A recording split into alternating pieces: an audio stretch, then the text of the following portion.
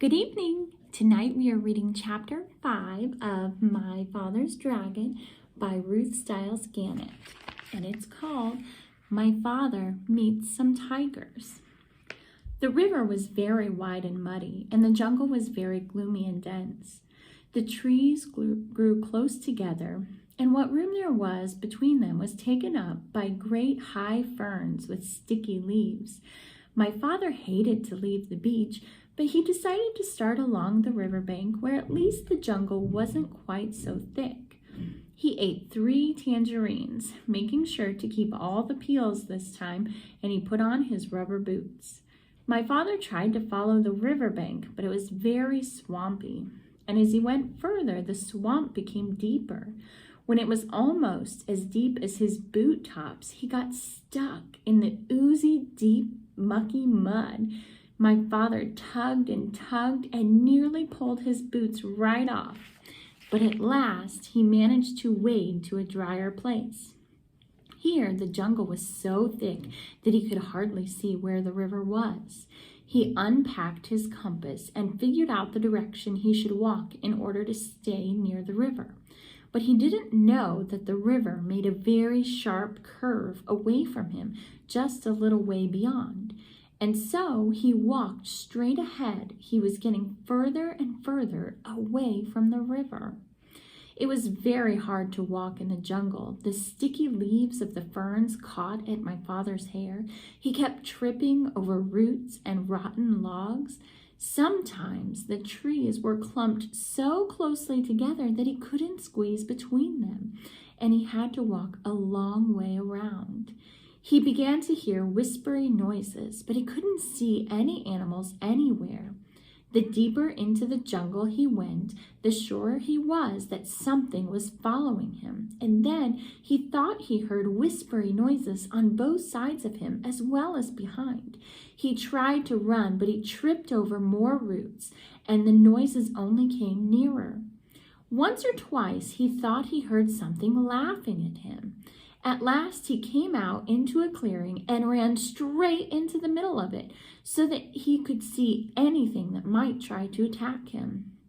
Was he surprised when he looked and saw 14 green eyes coming out of the jungle all around the clearing, when the green eyes turned into 7 tigers.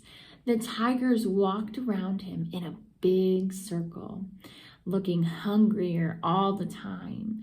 And then they sat down and began to talk.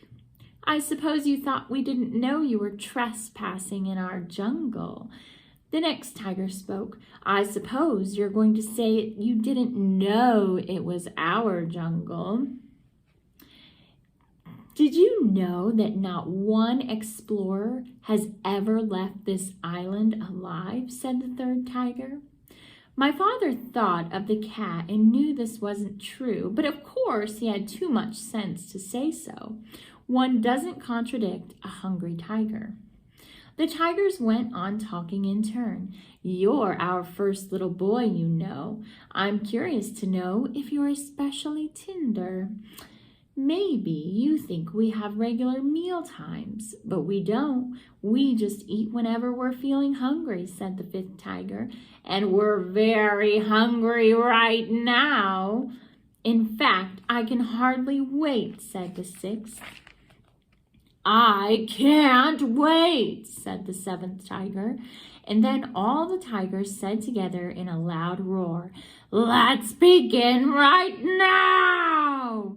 And they moved in closer. My father looked at those 7 hungry tigers, and then he had an idea.